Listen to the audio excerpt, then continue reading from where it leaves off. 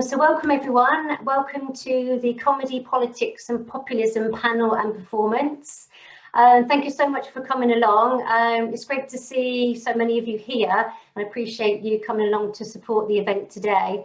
I can see lots of familiar names in the participant list, so nice to see you all. And I also see lots of new names as well, so welcome. Appreciate you supporting our event today. And for those of you who I haven't met before, my name's Sharon Lockyer, and I'm the Director of the Centre for Comedy Studies Research based at Brunel University, London. And I'm one of the co-organisers of today's panel and performance, alongside my colleagues Simon Weaver and Seb Jenner. And I'll be chairing the event today. And we'd like to thank the College of Business, Arts and Social Sciences for funding the event today here at Brunel. So today's event is all about celebrating and launching Simon Weaver's new book, The Rhetoric of Brexit Humour, Comedy, Populism and the EU Referendum. As you can see, maybe see behind me, the image from the front cover. And this was recently published by Routledge. And to help celebrate the launch of Simon's book, we have a fantastic panel of experts who are going to share their thoughts and experiences on the knotty and complex relationships between comedy, politics and populism. And some of the questions that we'll probably consider today include: what do comedians and satirists play, or what role do comedians and satirists play in shaping public understanding of politics and populisms? Are comedy, humour and jokes useful forms of communications for politicians? And what are the relationships between politicians, populists and comedians? So each speaker will present their thoughts and their experiences, and then we'll open up the conversation, discussion to everybody in the audience for questions and observations. And then once we finish the panel part, Don Biswas will perform some of his fantastic stand-up comedy for us, which I'm really, really looking forward to. So without further ado, I'd like to introduce our first speaker, and that is Simon Weaver. And Simon is a senior lecturer in media and communications in the Department of Social and Political Sciences here at Brunel University, London, and he's also a key member of the Centre for Comedy Studies Research. And his research focuses on the rhetorical nature of humour and joking, and he's widely published in these areas, including obviously Simon's fantastic new book, The Rhetoric of Brexit Humour, Comedy, Populism and the EU Referendum. And I'm really delighted to say that Simon's going to give us a flavour of the contents of his new book. So over to you, Simon. Thanks, Sharon. I started thinking about Brexit and comedy way back in 2016. So that's 6 years ago now. And I published a couple of articles during that time before finishing off the book. Most of the book was finished during lockdown, finished during the lockdown period. So it's quite a strange experience writing it.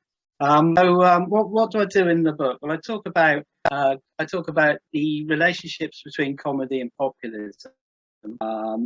My previous work on racist humour, I looked at the rhetorical structure of joking, and I talked about the way in which racist humour could support, other forms of racism, non-humorous forms of racism. I've drawn a lot of those ideas in this text. The title of this book is very similar to my previous book.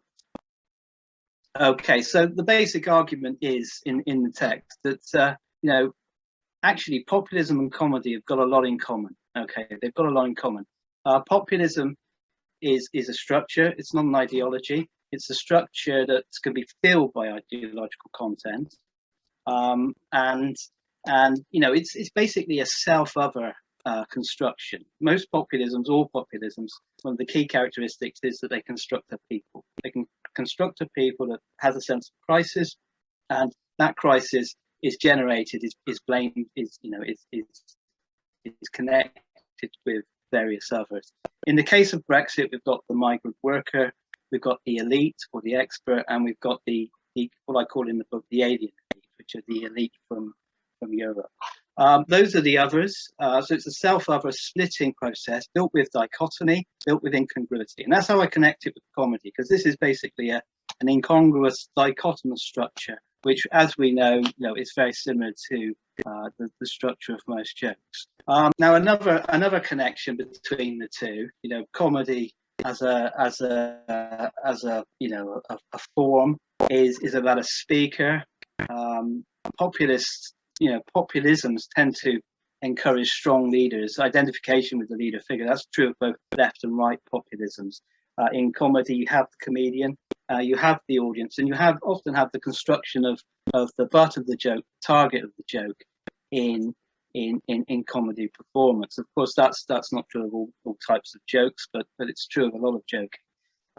Effective enjoyment in populism. We see on the screen now the Brexit Day celebrations. These are pro-Brexit supporters dressed up in Union Jacks. There's a carnival atmosphere to it. So this is an effective identification that connects with other forms of celebration and identification that we have in popular culture. For the definition of populism, I've drawn Paul Taggart a good deal of characteristics up on the screen. The people, the territory is the nation in Brexit. Those are key. Those are the key characteristics that I talk about extensively in the book.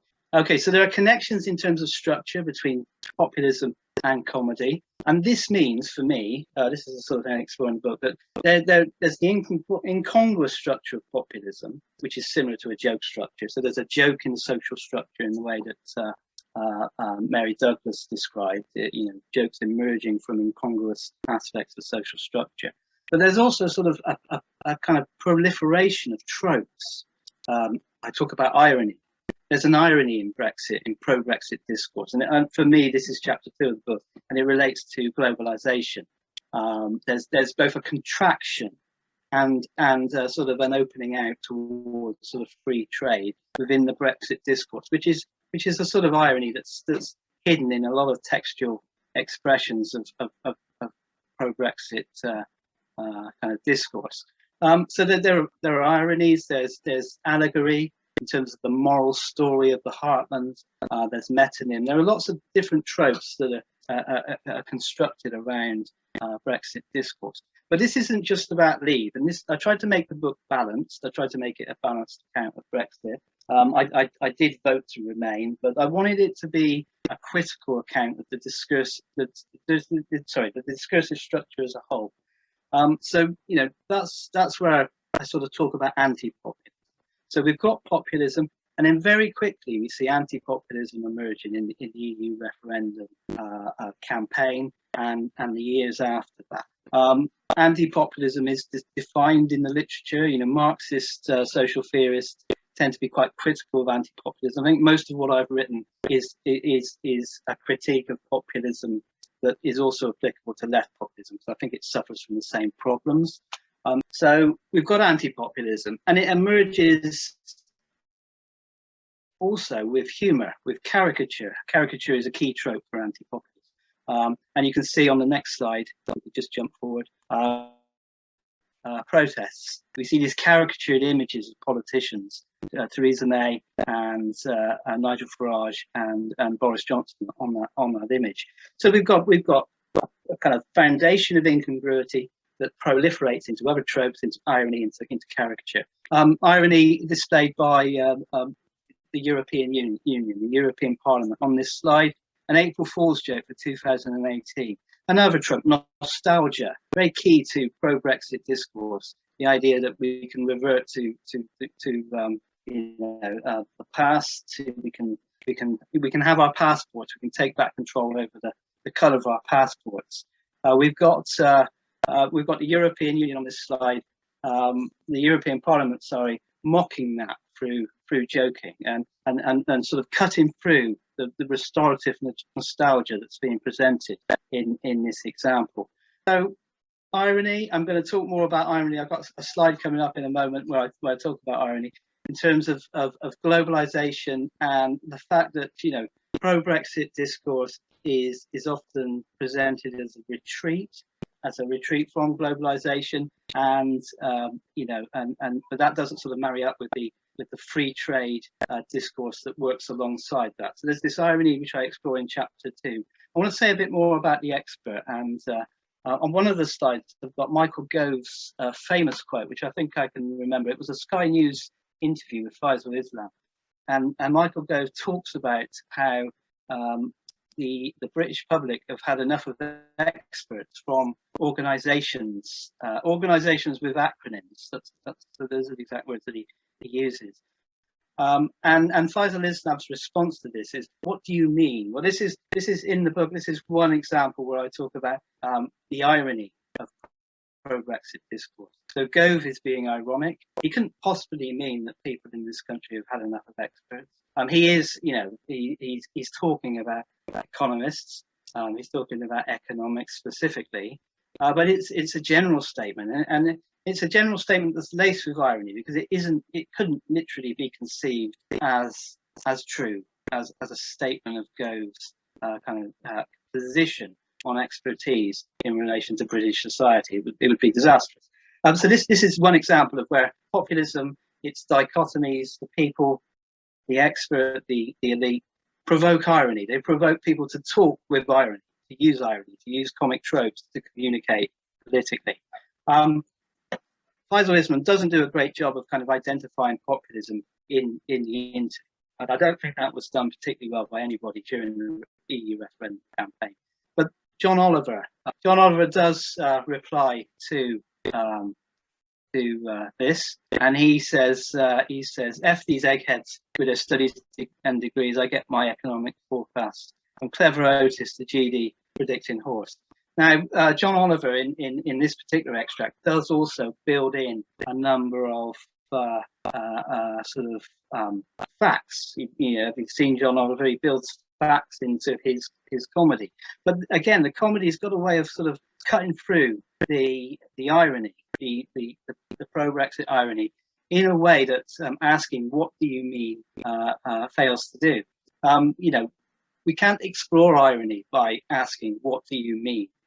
It's logically incongruous with the ironic position. We have to cut through with other types of tropes. So overall, I've just given you a few nuggets from the book. There's lots more explored. I haven't talked to you about social class, but another chapter in the book sort of examines how social class is a key component that's used to construct the idea of the people.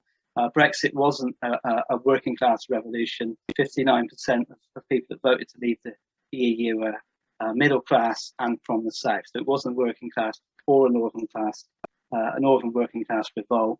But the idea of the working class is used there as a trope to construct that notion of the people. And that's extensively reinforced and attacked in comedy and comedy performance. But overall, what the key point is, I suppose, I'm trying to make, is that serious politics, rhetoric, comedy, these aren't separate kind of linguistic spaces. They're inherently connected. And I think we see comedy speaking to politics, to populism, and populists arguing with comedians in the EU referendum campaign. And this final picture shows James Denningpole talking about Philomena Kunk, of course, Kunk on Britain, a sort of post-referendum mockumentary that talks about the British condition. Denningpole, a serious commentator. You see this dialogue between seriousness and humour in the populist frame. Okay, I'll stop there. Thanks. Okay, that's great. Thank you, Simon. It's really nice to hear an overview of the entire book within a 10 or 11-minute presentation. So thanks for that. That's impressive going. And I'm sure there are lots of questions and observations that everybody would like to share with us once all the panelists have spoken today. So we'll probably come back to quite a few of those important points that you've raised, both in the presentation and so eloquently in the book as well. Excellent, thank you very much. So if we'd like to move on to our second speaker, and that's Louise McKeever, a pen name Blue Lou. And Blue Lou is a political cartoonist who has worked on a range of publications, including The Canary, The Guardian, The Independent, The Morning Star, The New Statesman. And she worked in rotation on The Morning Star with Martin Rowson for 2 years. And Blue Lou was the first woman to enter the Political Cartoon Awards in 2012 and was the first woman to appear in the Best of Britain's Political Cartoons 2014 anthology. So I'm really looking forward to hearing Blue Lou talk about the work and the relationship with the topics in Simon's book. So over to you, Blue Lou. Hello, good afternoon. I'm not big, that's not good. Right, basically, I'm going to run through the work that I did on Brexit from the horrible sort of instigation of it. I don't know if anybody else felt like they were in some kind of like horror movie. Okay. This was by far one of the most popular cartoons that I did on Brexit. Just talking about the I'll just go anyway. Right. One of the things about Brexit was the complete horror that quite a lot of people in Northern Ireland had about the amount of sort of misunderstanding. I was going to chip in there that one of the great things with political cartooning is that, I mean, the American army actually did studies into using cartooning as a way. They found it was one of the fastest ways to communicate information. And I think that sort of like when it came into Brexit, it was basically a bit of an honour to be able to scream about it. So because basically being Northern Irish, it's kind of a personal situation, as I grew up there during the Troubles in the 80s. The slide we're looking at here is, I have to say, like, I'm a core Protestant, so but from a sort of Catholic family. I kind of grew up with like the importance of Northern Ireland, and Brexit in my work became frantic almost towards April 2019. Symbols mean a lot to people in Northern Ireland, the symbolism of things. Just as a little side note, if you have a look at the babies, I grew up with people saying that you can actually tell the difference between Catholics and Protestants by looking at them. It's like Catholics have their eyes too close together and Protestants have them too far apart. So one of the things that I kind of felt that this was two questions that no one should have been allowed to vote leave unless they could answer these questions. Is this legal tender, and what are our orange men? One of the things I found with coming back to England, I'm based in Bristol, you try and hand over an Ulster Bank note in a shop, and you have to go through the socio-political explanation of why it's legal tender. Quite frankly, the English public especially had absolutely no idea about the complexities of the Northern Irish politics. This is Arlene Foster. Now, this woman was in control of British politics for a while. It's like traditionally, I remember it was during the Thatcher era, but she kind of, the DUP ended up having the swing vote, which is a terrible place to be, basically. And the DUP, again, with Brexit, seemed to have, growing up, my local MP was actually Enoch Pyle. And it is sort of like the Tories wouldn't even have him, but the DUP would. Basically, these people actually believe that in creationism, and they're not really sort of up for. It's just trying to. I woke up the day after the referendum, and people were contacting me and saying, "What are orange men?" And it's like, I'll tell you what bloody orange men are. Well, one of the things that people don't understand about Northern Ireland is that the army were actually called in to protect the nationalist community. The Orange Unionists they actually sort of like set off the first bomb, and then there was a situation where a colonel lifted a load of sort of Catholics, and it all kind of kicked off from there. But who and what was in charge of how Brexit was going was utterly horrifying. But the left were just as bad. That was the thing that sort of like rather disturbed me, you know. It's a sort of like the magical thinking of the left. And I actually talked to a Labour researcher who not only had not been to Northern Ireland, but hadn't even talked to any Northern Irish specialist academics, and they were actually informing the Labour Party on Brexit policy, you know. This is some of the work I did. Like when they started talking about no hard border, that's I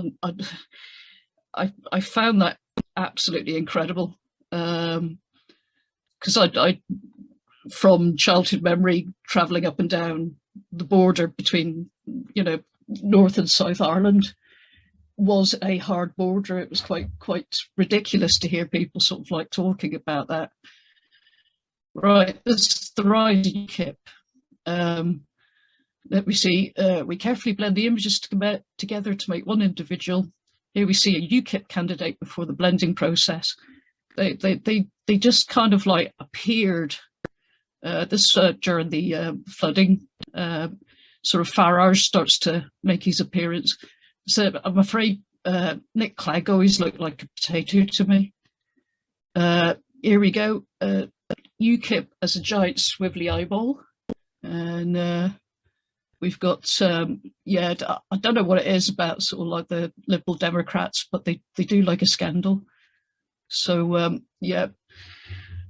I felt like I was sort of like in some horrible kind of like horror movie, like body snatchers trying to warn people, you know. It's like, my God, have you absolutely no idea what, you know.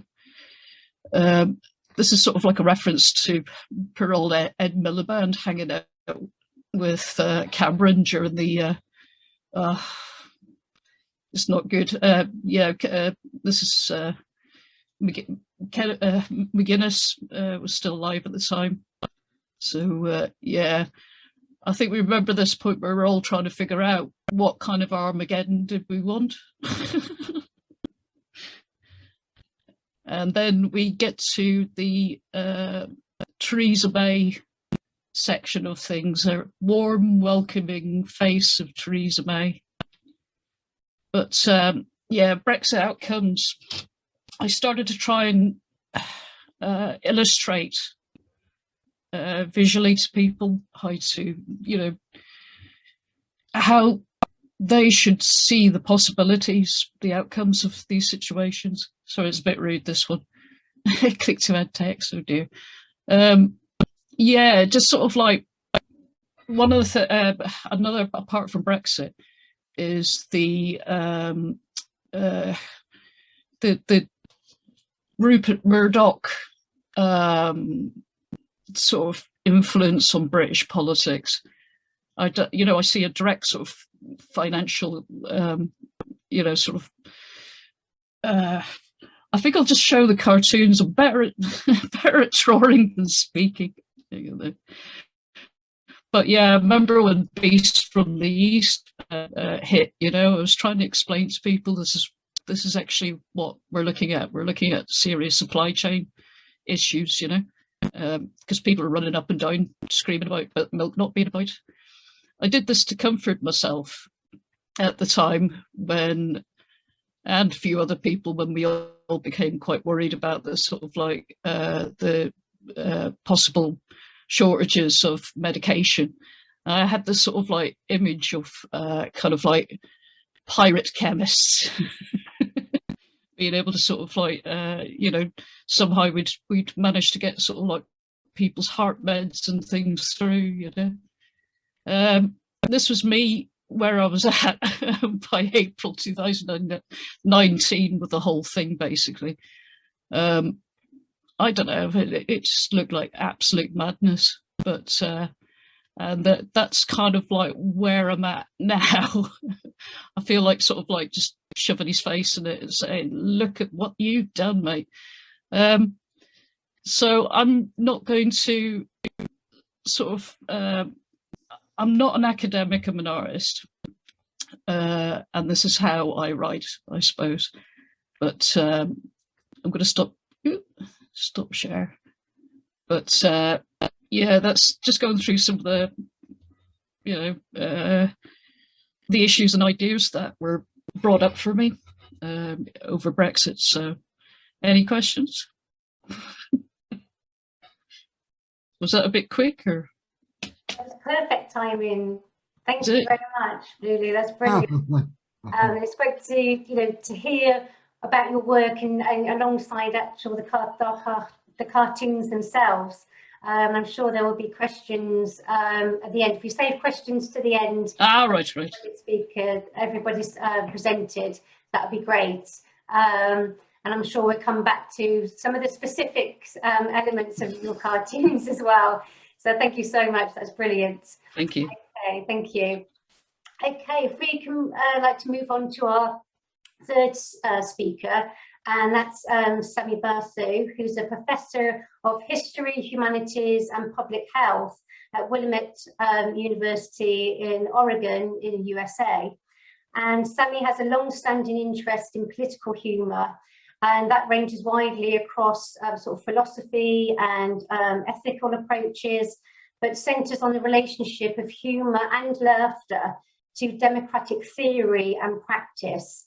And I'm really looking forward to Sammy's contribution today, because Sammy's going to talk about Trump's Twitter engagement with his followers in the leading up to the 2016 US election. So I'm very much intrigued to hear what Sammy's about to say. So over to you, Sammy. Thank you.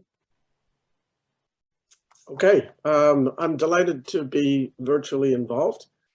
This is me, and this is the title of my talk, We Shall Overcome. The subtitle is President Trump, Populism and Humor Gone Awry.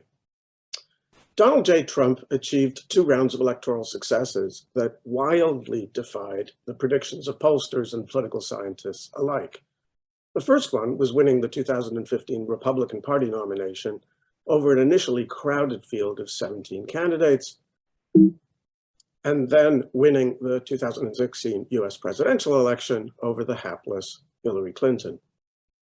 Now, in accounting for these achievements, scholars turned appropriately to the phenomenon of populism, including work relating this unexpected populism in the US to the coincident, similarly unexpected populist reaction in the UK with the Brexit referendum.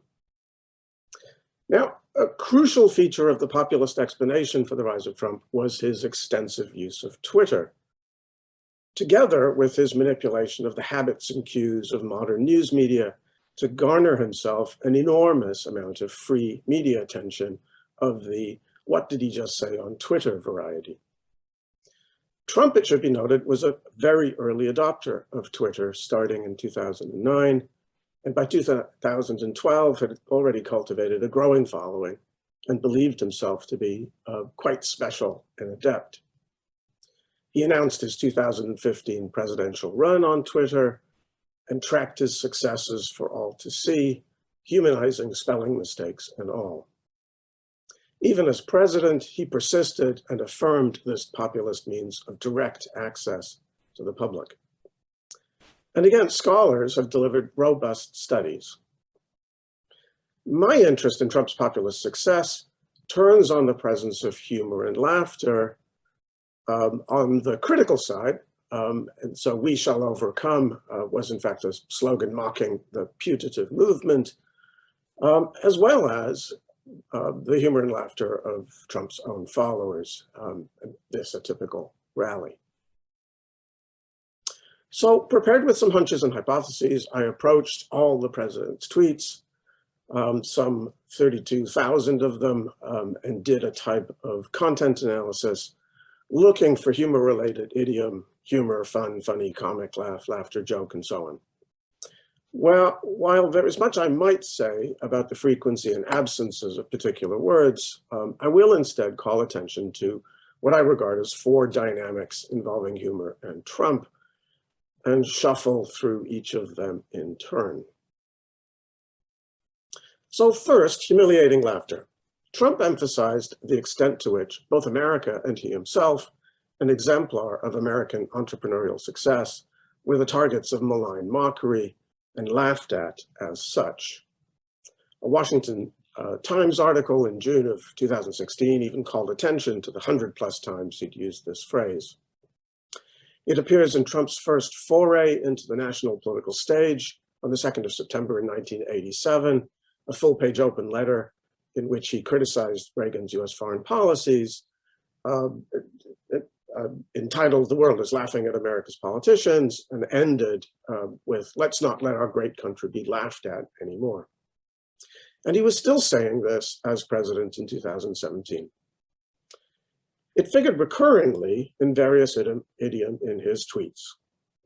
Moreover, that the impression and idiom of America being laughed at was important to Trump and resonated with his growing followers is evident in Trump's retweets of favorable news coverage invoking that idiom, and more so in his numerous retweets of followers from 2013 on, again using the idiom.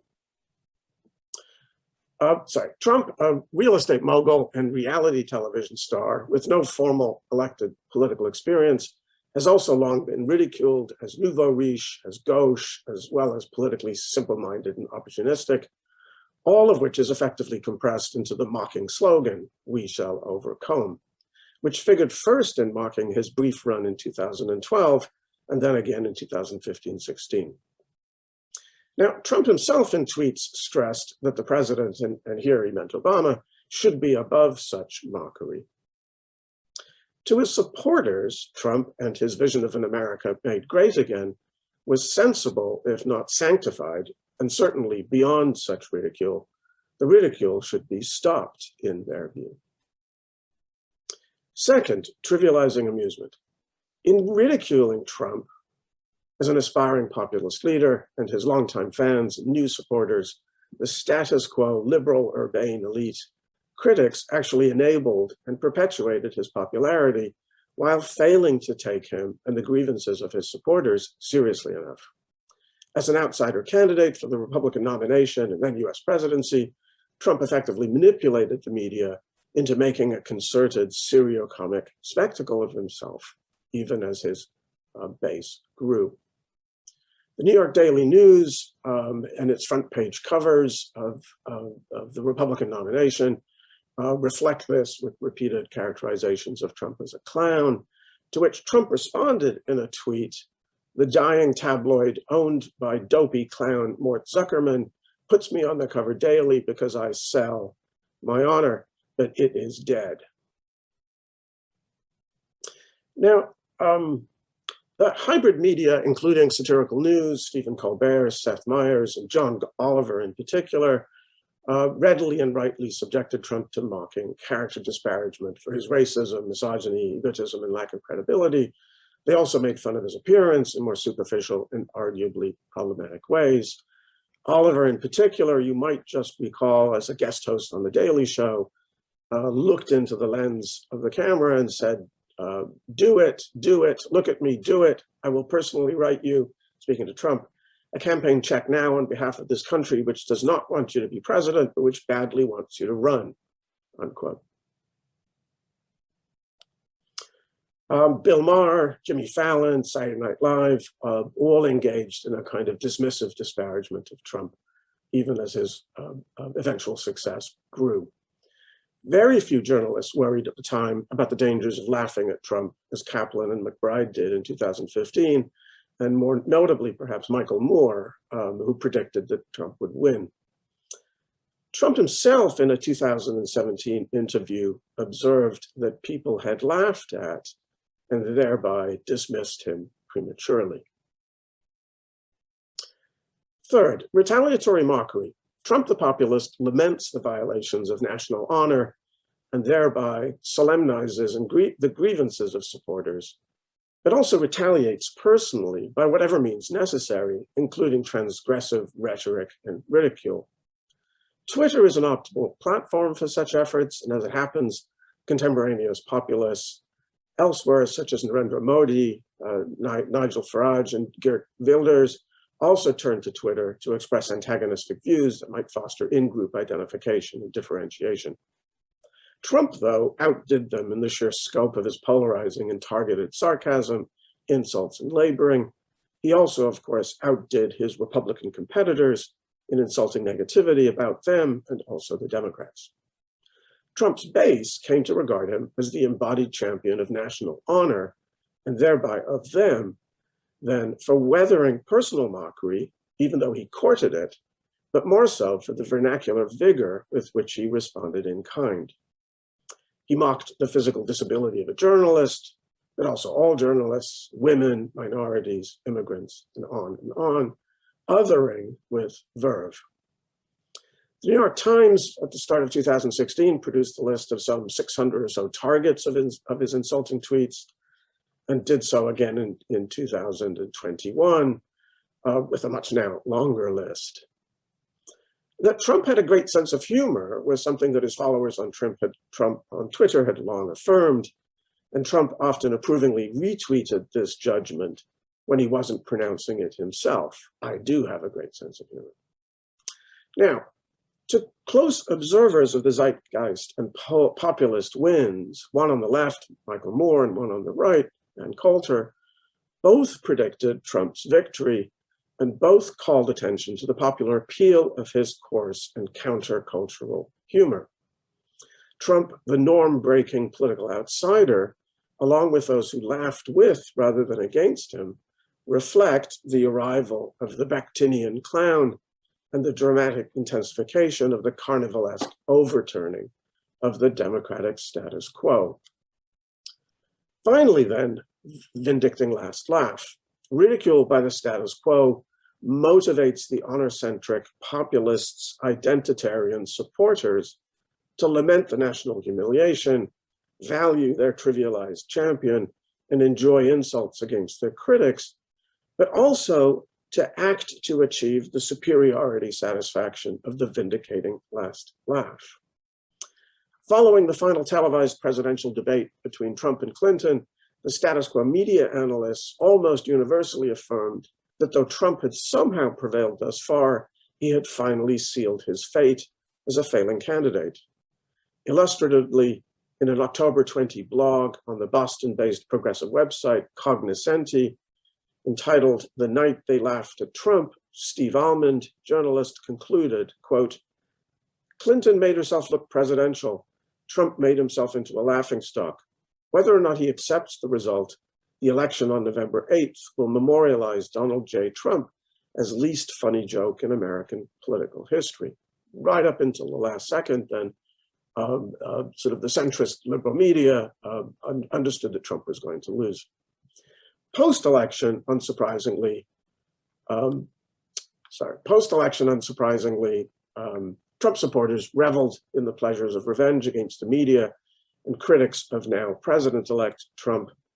The anonymous editor of one of the many video compilations entitled "These People Went on TV and Laughed at Donald Trump, Who's Laughing Now?"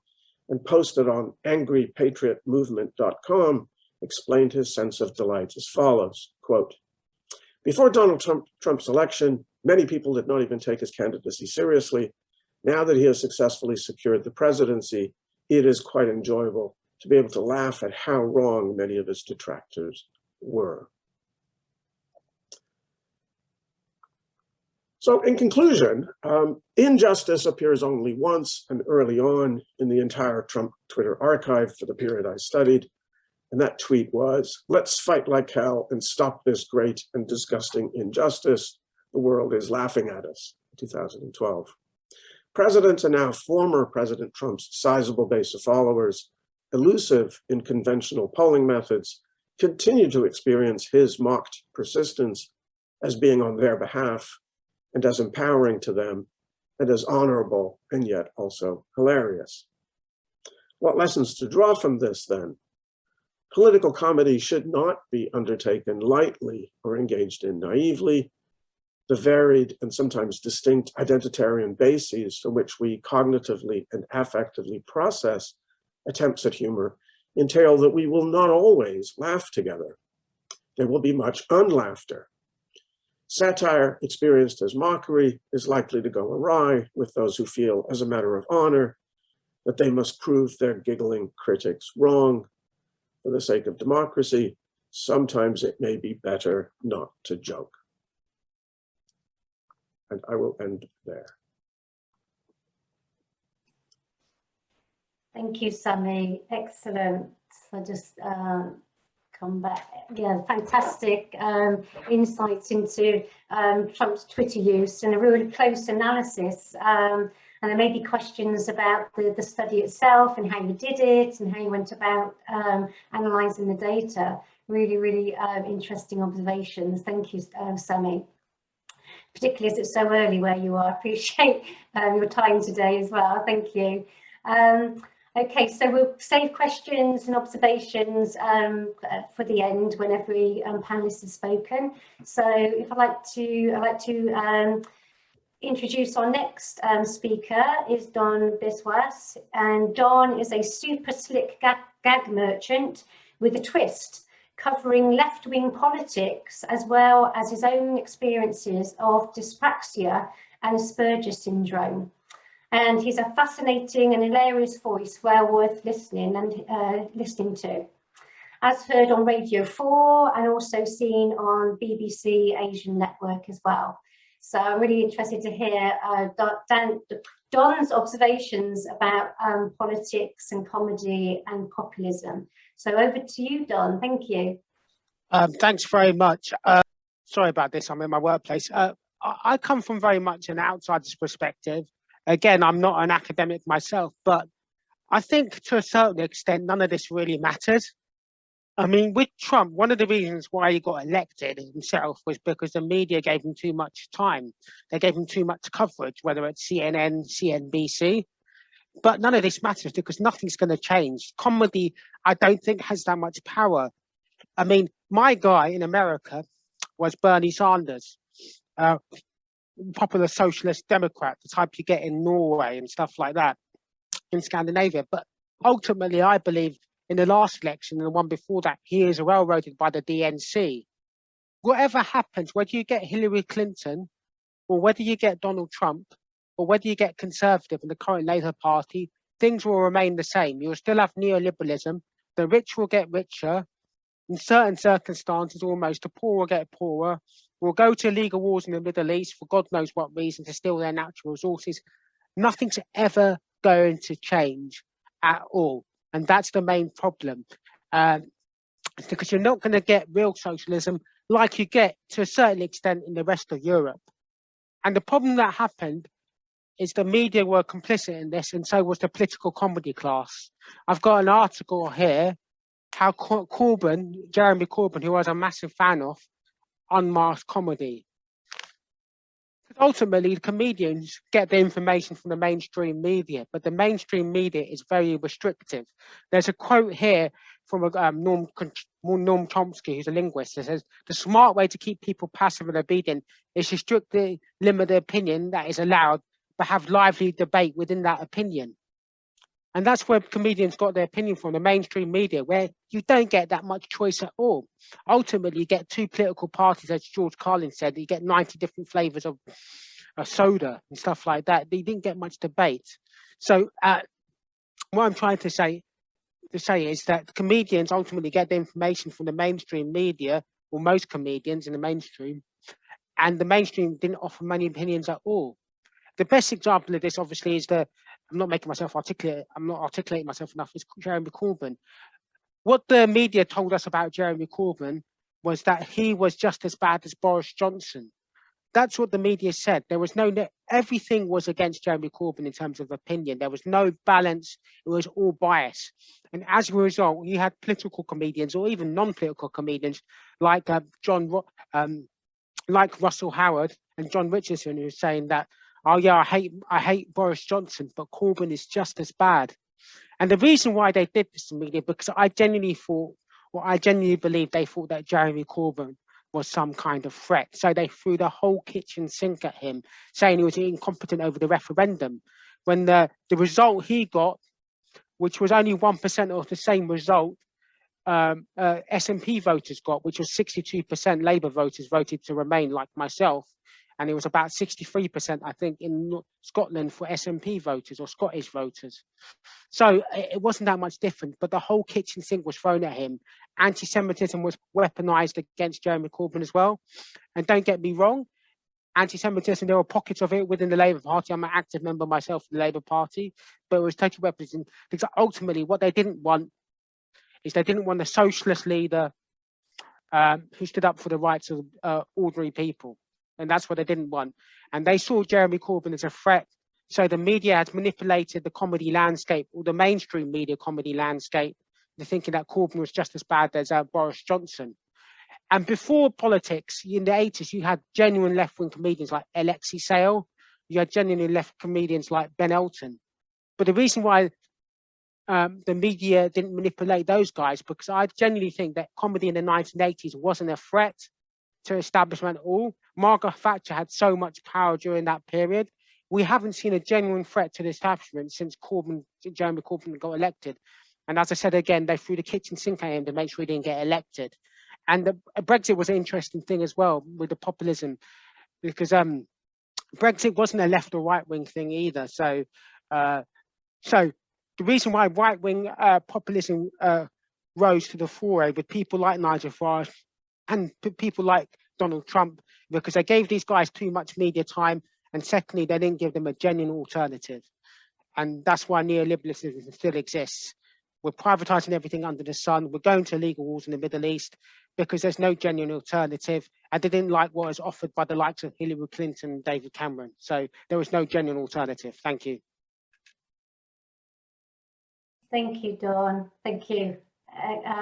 We will probably come back to those observations in the questions and in the discussion, but I can see some comments supporting Anthony's put a nice comment in to sort of back up and elaborate on the points that are raised already. So I'm sure there'll be an interesting discussion at the end.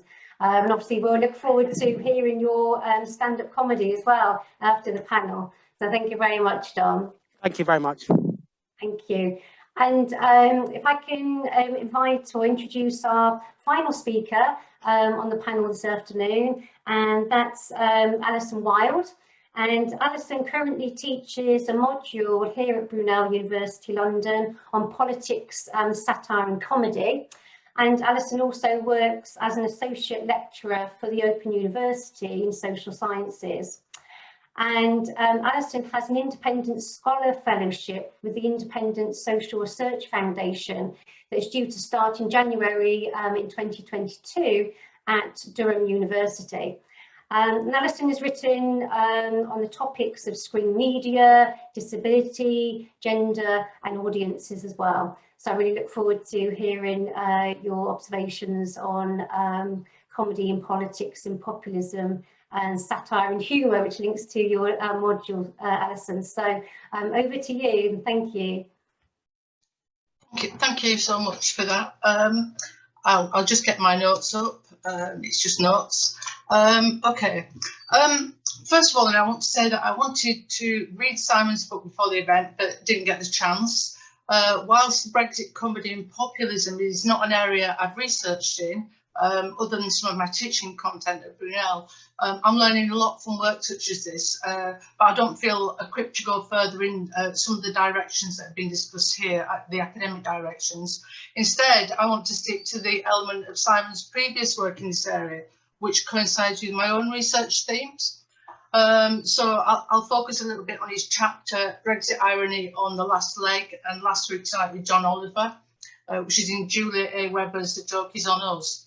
My own research work is specifically in the area of disability, as Sharon said, and what concerns me about where these particular comedians on the last leg, the way that they discuss Brexit is that their jokes buy into pleasing a presumed audience, loosely organised by left-leaning values, rather than saying an awful lot about disability.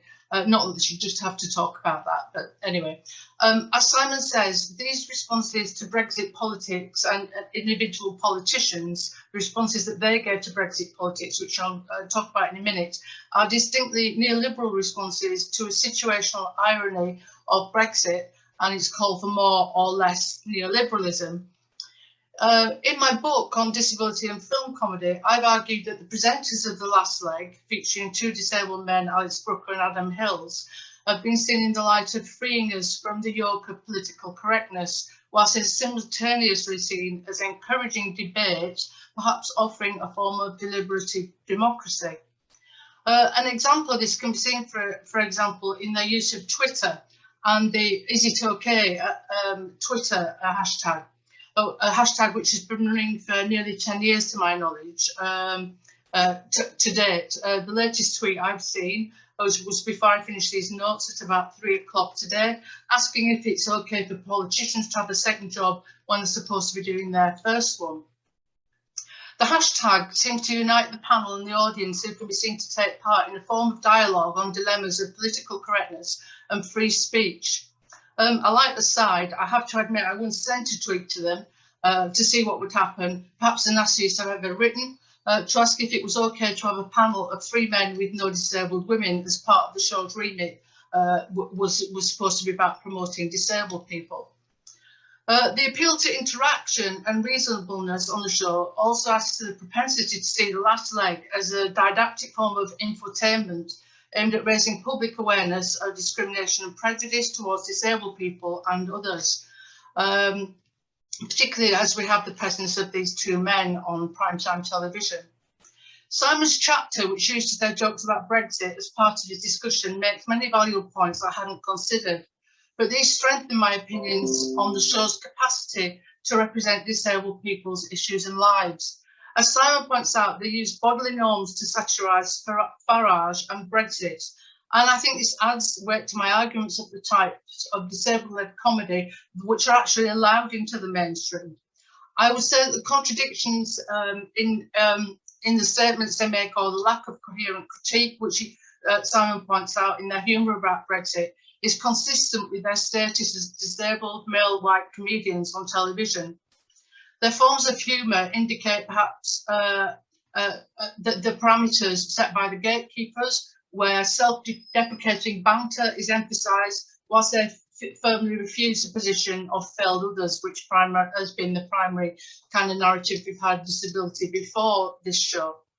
The whole show seems to be premised on switching the register from laughing at disabled people to claiming themselves and disability as farce to attract the laughter of others, especially non-disabled people, I think.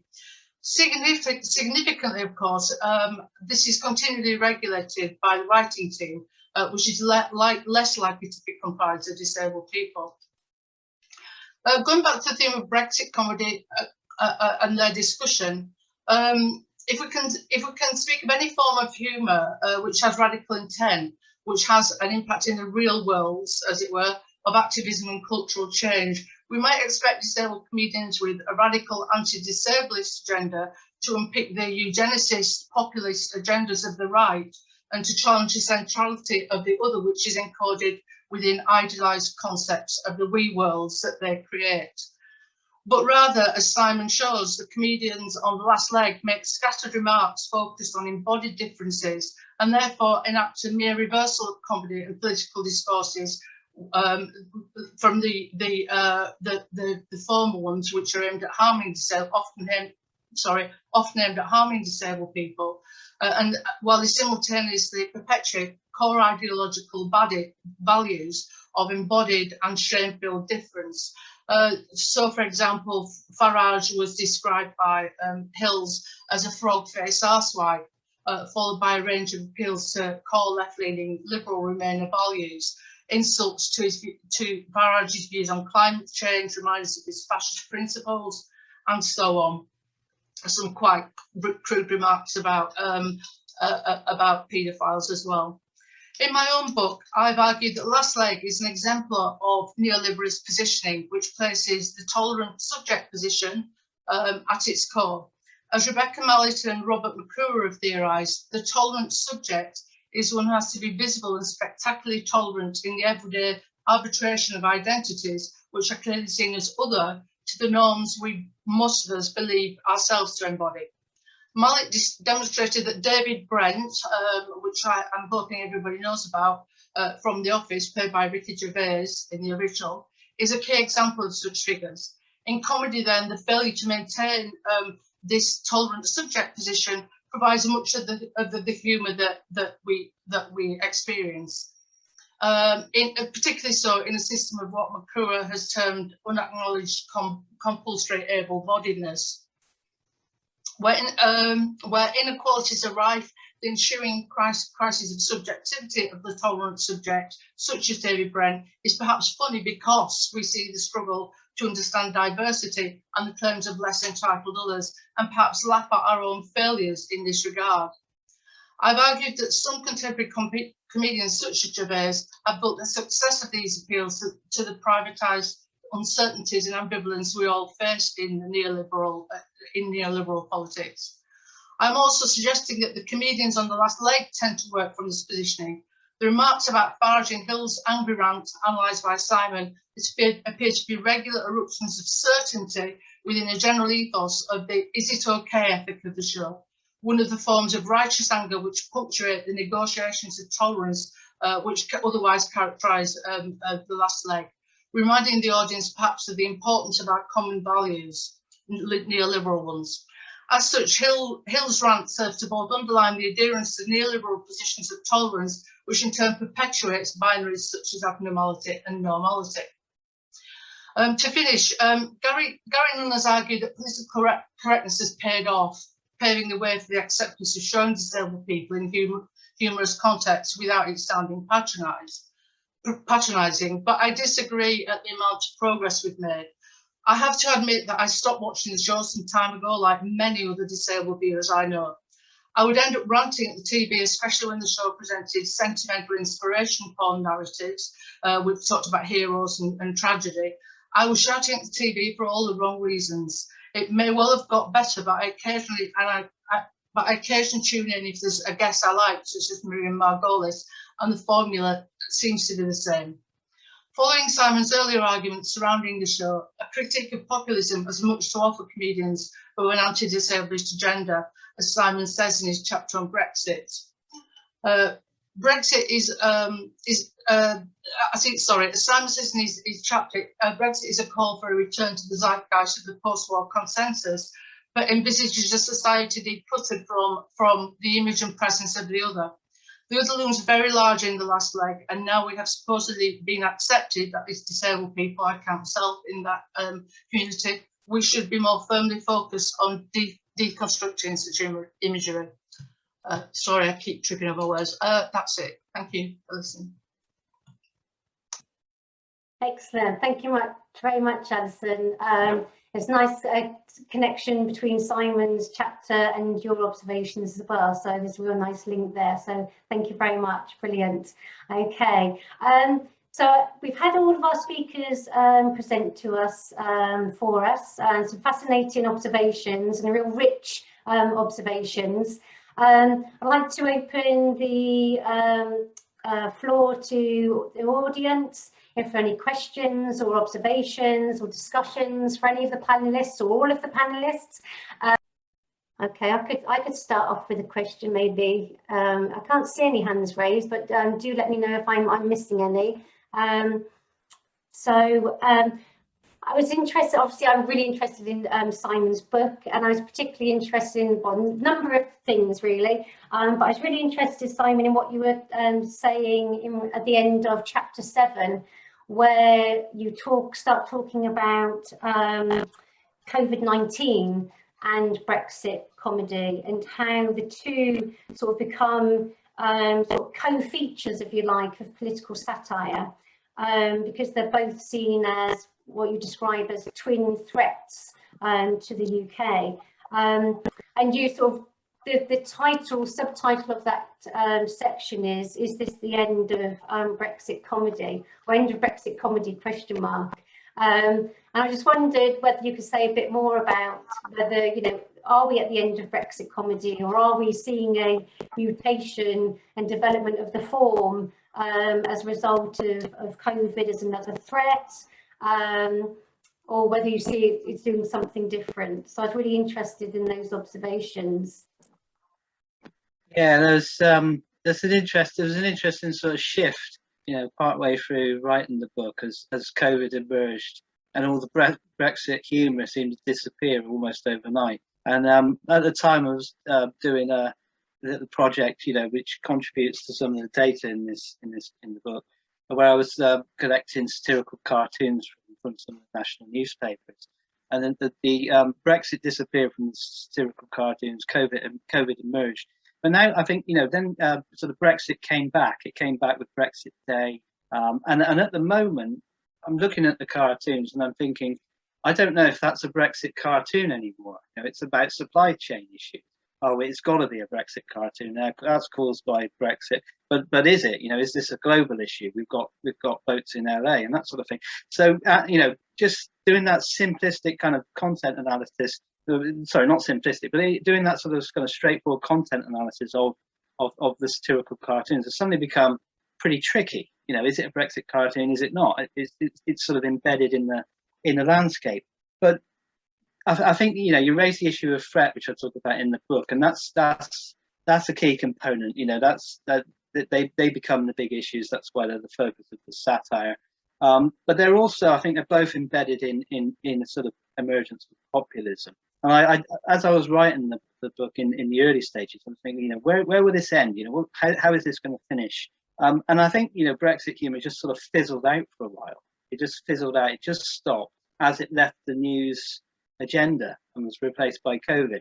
And then there are elements of populism within the COVID discourse as well, but a kind of reversed attitude to experts, which is quite interesting. The expert suddenly becomes somebody who's sort of regained their status. And Charlie Brooker picks up on that in his satirical White program. He did a special near the beginning of the pandemic where he talks about that shift in the expert status. So it's you know, the comedy is being driven by the emerging populisms. As soon as they disappear, the comedy disappears.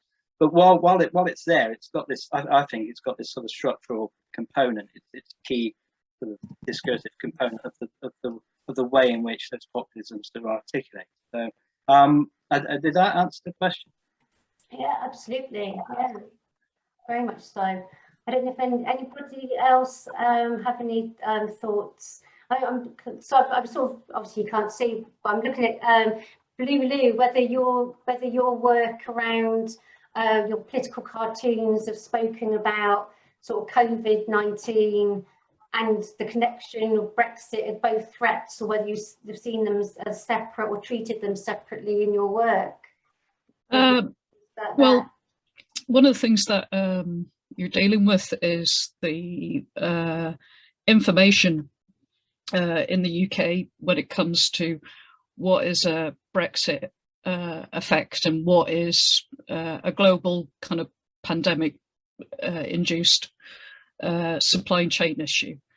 I kind of feel that the British press are heavily censoring quite a great deal of stuff, and have done from the start of the pandemic. Actually, personally, I believe that the response to the pandemic was actually slowed down because of the Brexit celebrations on the 31st of January. And I think that they possibly could have put in a D-notice, I think, into the press. I noticed that with local press, but there was a heavy, I think when you've been working in Fleet Street for a while, you almost kind of like read the news, as you say, and there was this definite sense of things being expunged out of the mainstream news media in the UK. I think on the 1st of February, I started watching Singaporean TV. I started watching completely, you know, I stopped bothering with English news sources, you know, go to Reuters, go to anybody, you know. So yeah, I'm not sure if that answers the question, but you're kind of if a lot of comedians and cartoonists are just working with the information that's in the British media, they're not getting the full story out there, I would say. So I think that answers the question. Yeah, absolutely. Yeah, thank you. That's great. Thank you very much. I can see there's quite a few comments in the chat, so maybe if we can go to those. I see Jennifer commented, just been to a research seminar on COVID misinformation and disinformation, where it's shown how using humour to dismiss something like anti-vaxxers or mask refusers on Twitter, rather than engaging with the issue seriously, can lead to popularisation. Those who mock tend to do so in a classic hierarchical and arrogant manner, seem to reflect Sammy's findings, if I understood correctly. I don't know, Sammy, if you have a comment in response to that. Sure.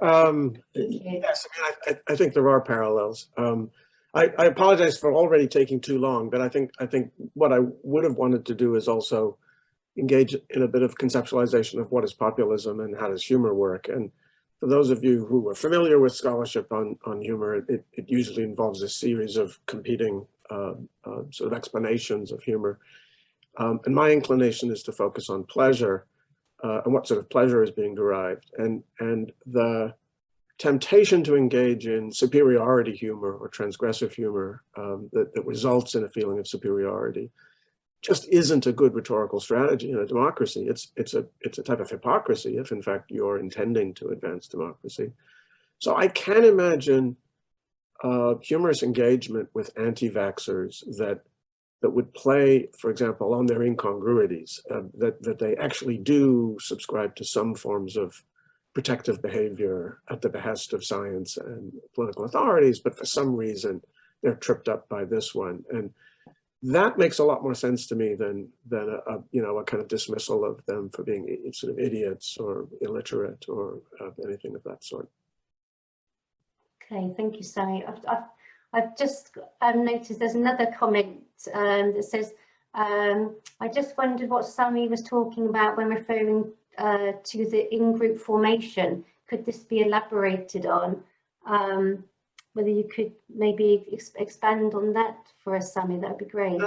Sure. So, I mean, really, for me, a very shorthand way of thinking about populism is a sort of convergence of symbolism and personalism and a sort of ideology and intimacy that also requires a kind of collective affective experience. And the way a lot of humor works, particularly jokes, in terms of its brevity, is that it's actually relying on shared expectations on the part of the audience, on the part of groups who might be hearing or seeing or reading or seeing the humor. And there's a type of pleasure to be taken from that intimacy if you hold those expectations. This is something Ted Cohen theorized, I thought, very effectively in his book on jokes. And so humor can get used then essentially to shore up the shared expectations of some groups and differentiate those, either by relying on expectations that are not shared and or by engaging in superiority humor or other forms of humor that sort of transgress what is important and what are their expectations. So in-group, out-group is a fairly recurring sort of theoretical notion in sociology that I think humor can also be applied to. Excellent, great. That's a really comprehensive response, Sammy. Thank you. I've just noticed there are some hands raised. Apologies if you had them up for a while. I was fixated on the chat. So I think according to my list, and apologies if this is in the wrong order, if you've been waiting longer, but according to my list, Steve Walgar, your hand was raised first, according to my list. So please do come in. Thank you. Thanks very much, and thanks very much for this event. And thanks very much to the speakers. This has been really great. I quite a long time ago set myself the question as to whether humour can be critical, can humour be political, and you know, the standard reactions to humour are, well, it's not really serious, and so you can't be making political points. Nobody's going to take you really seriously if you're humorous. And the other response is often of the kind, well, the problem with humour is it can be appropriated by the people that you're trying to criticise and trying to critique, and so it loses its power in some way. And so I was really grateful to Simon for stressing the interconnectedness between humour and politics, and especially to Sammy for talking about the ways in which these things are generally uncertain. And I'd really like to know a bit more about this notion of shared expectations and the pleasure in the intimacy. And does that begin to explain for us why some jokes are funny and some are not, and some jokes are critical and some are not? Do you know anyone who's sort of pursued that line, that more sociological line of analysing the effectiveness, or shall we say, the critical effectiveness of humour? Okay, Simon, did you want to respond? Thank you. Yeah, well, talking sort of in general, in terms of the field, there are disparagement studies of humour that examine disparagement humour and use the psychological method and the use of experiments and that sort of thing. And I think some of those studies have gone, most of my stuff sort of linguistic analysis, discourse analysis, they've gone some way to show potential humour effects. Some of that is critique. It's got the humour effects literature and the media effects literature is contested, but that body of research does sort of it demonstrates that humour can have an impact. And I think most of those impacts tend to be short term. There's a political studies literature as well that uses similar methods, sets up sort of experiments, often with students, and examines impact of jokes. And those studies have attempted to measure the impact of political joking by politicians, and they've shown some interesting results. So there is a field that examines that. Sammy's probably got something to say on this question. Yes, Sammy, please. Thank you. There is a fair bit of empirical work, though I'm not about to reference it off the top of my head.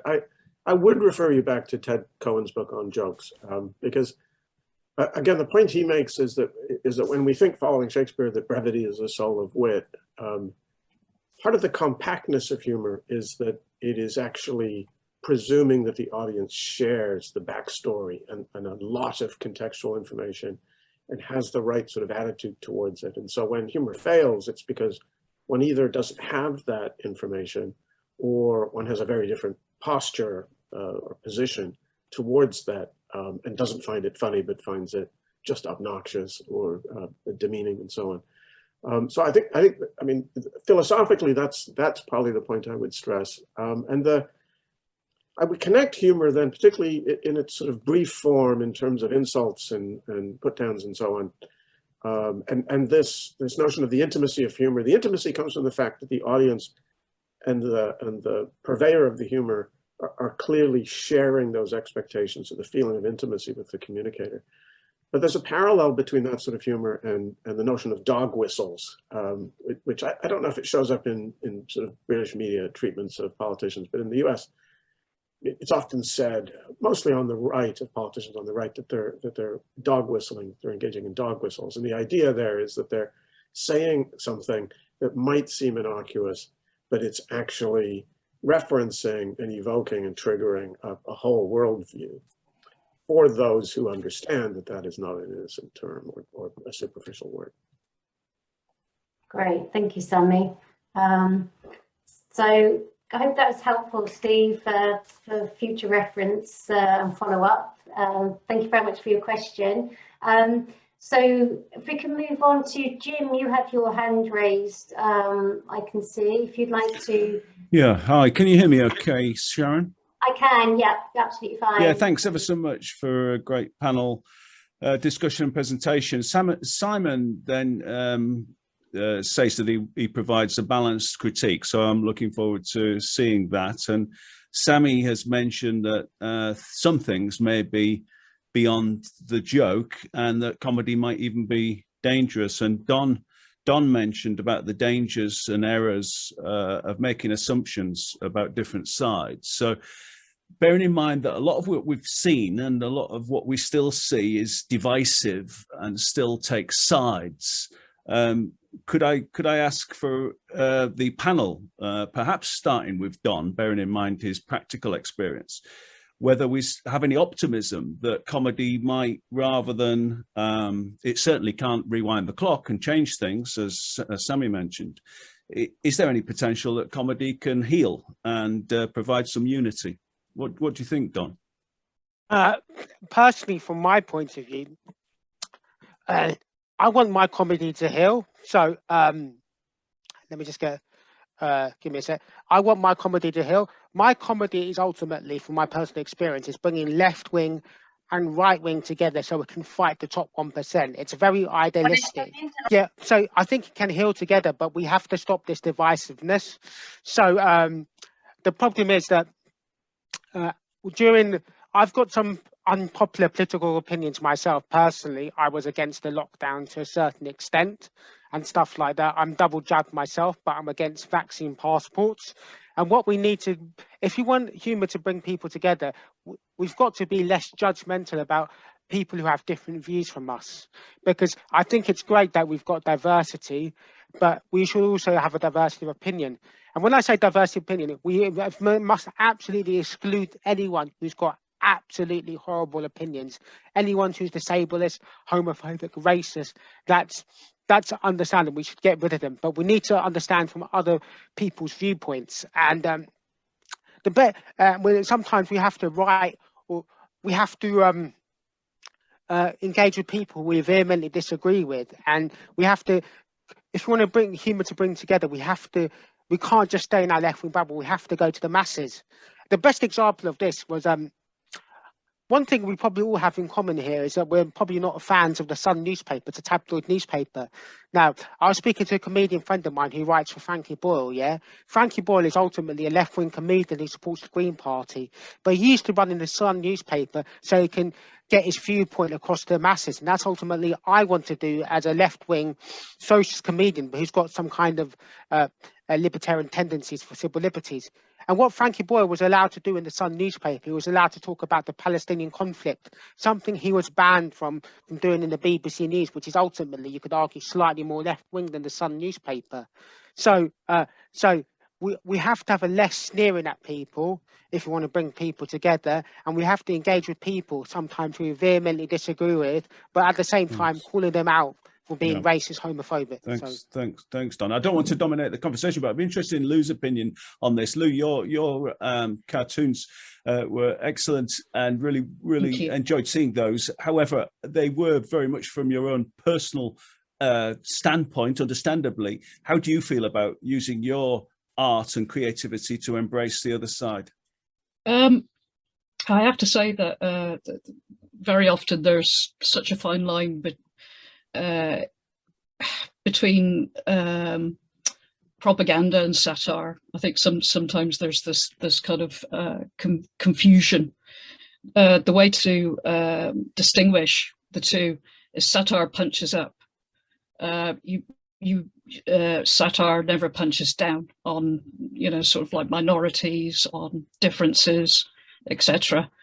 And I think that's. I mean, I understand what you're saying about, Don, about Frankie Boyle getting using the sun, which was, I mean, it's a genius sort of, move to do, like, but I'm quite surprised about that, actually. Same here. Yeah. When was that? Well, he used to run the Sun, right in the Sun when he was in Mock the Week. Was and he? And I think he was always calculated. He was always a left-wing comedian. He just wanted to preach to the masses. So I went to see him a couple of years ago in a work in progress, and a lot of his old audience don't actually like his new, what would they call, woke agenda. Yeah. And there isn't. So. Yeah. As I say, like, I think that you can distinguish it when it's sarcasm and not satire as well. So I'm not going to say any more than that. Thank you, Lulu. That's brilliant. I can see we've just got 2 more hands raised, and I think we'll then have to call the panel to a close and move on to hear Don's performance. So I know you've been waiting a long time. Kyle is on my list next. Kyle, if you'd like to come in with your question, please. All right, does that work? Hey.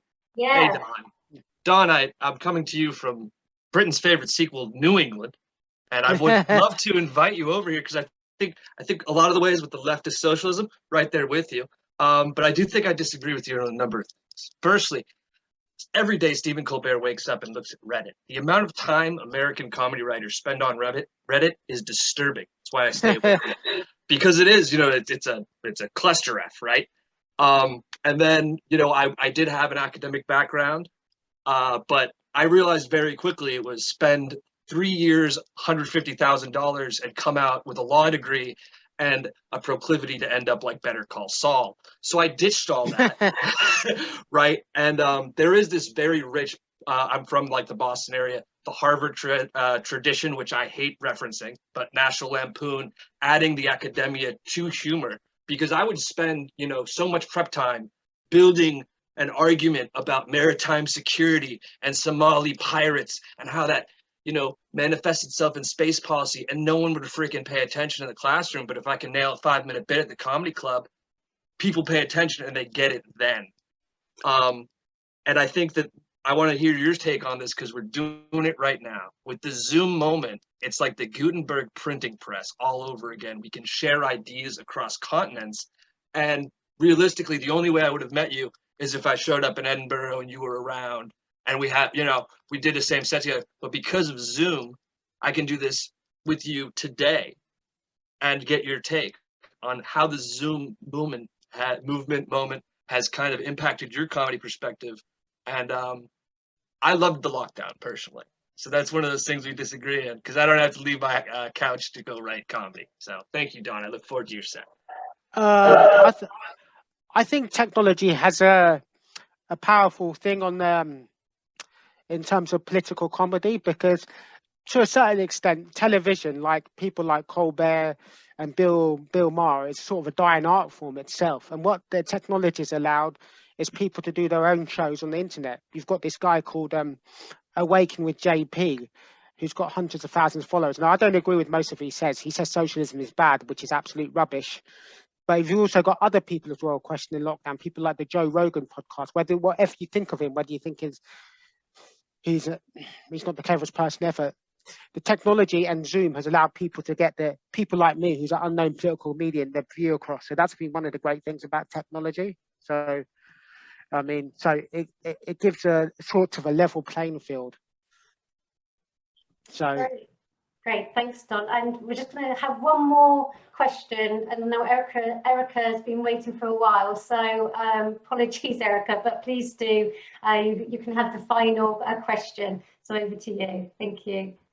Thank you so much, and so many great great thoughts from the panelists and from the rest of the group. I'm hailing from Norwich, one of the bastions of the Remain vote in the UK, and I'm going to shamelessly exploit my dual nationality of being British and American, getting to vote for a Labour leader I don't believe in and for a Democratic leader I don't believe in, both sides of the Atlantic. But to bring together a figure who speaks so emphatically about satire and the purpose for it to be political, and I don't really know who I'm aiming this at, because I think it brings together a lot of the subjects that are being talked about by practitioners, satirists, as well as Simon's, Sammy, and Alison's kind of central contentions. But Armando Iannucci, over the last few years, since the Brexit sort of, debate, whatever we would call that conversation, and the rise of Trump, talked about the idea that you cannot satirize the news anymore. You cannot make fun of the news because it is already such a a satirical commentary on its own, on whether it's neoliberalism, it's late capitalism, the politics of what we're going through, what we're going through politics, means that we can no longer really poke fun at leaders. And I think, talking about the idea of superiority comedy, we really want to poke fun at leaders. We want to poke fun at the decisions that are made in those corridors of power that Iannucci really focuses on so much, and not the people who follow any particular persuasion. But I wondered if that kind of is Iannucci's move from things like The Thick of It and Veep onto The Death of Stalin as a historical look at what is seen as an incredibly serious moment in European, the relationship between Soviet government and the consequences for Europe, is making fun of those historical moments as a quasi metaphor for contemporary Trumpian politics, or what we're seeing more with the kind of presidential administration of Boris Johnson in this country. Is that kind of historical skewering a useful way of uniting both sides of the aisle against a common absurdity of politics and the way that it's being conducted now? I would like to comment on that. First of all, obviously, before I get into comedy, this is really irrelevant, but I need to go to the toilet. Also, I'd like to get to Lou's point earlier, just saying I absolutely despise the Sun newspaper, but sometimes you have to talk to your enemies.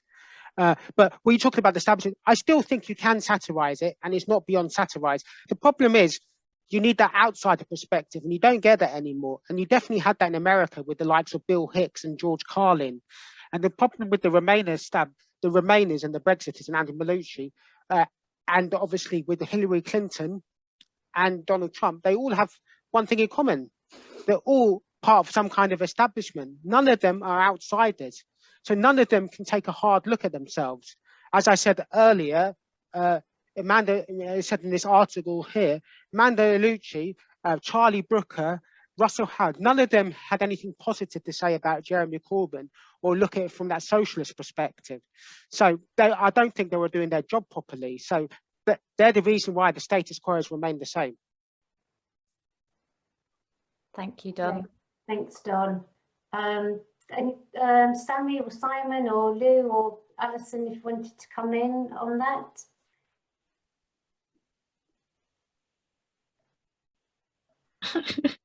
What's the question again? Sorry. Is are politics beyond satire? And I'm assuming you're responsible for Lou, since you're still very much doing satire. Currently I'm actually political cartooning from the 18th century. I'm working on a graphic novel at the moment, but I would say that the satire envelope was destroyed right about we switched on the news and heard about David Cameron and a certain farmyard animal.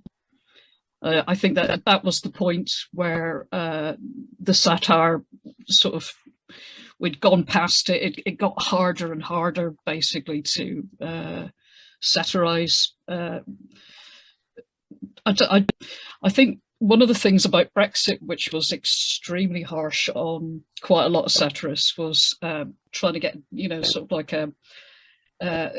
a different angle. It was like this constant same subject matter day after day, and it's sort of like, you know, but yeah, it definitely, I think it was at that point that things became quite challenging as a satirist. So yeah, I don't know. Does that answer the question? Sorry, I'm needing more coffee.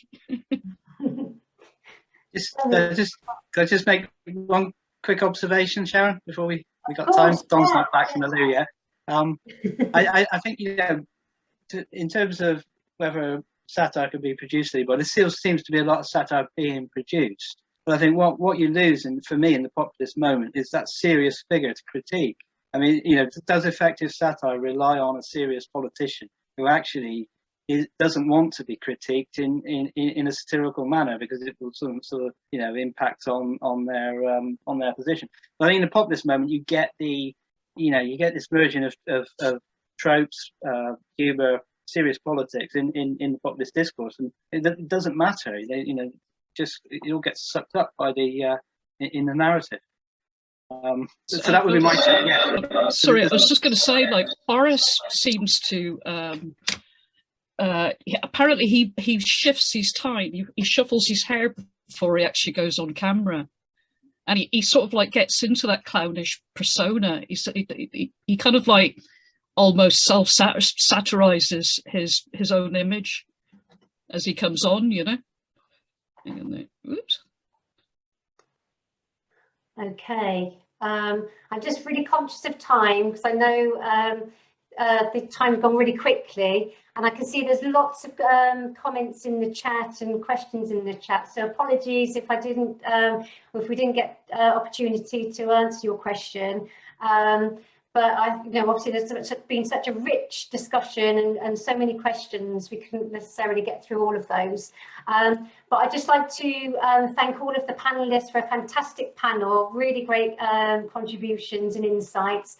And thank you all for your questions.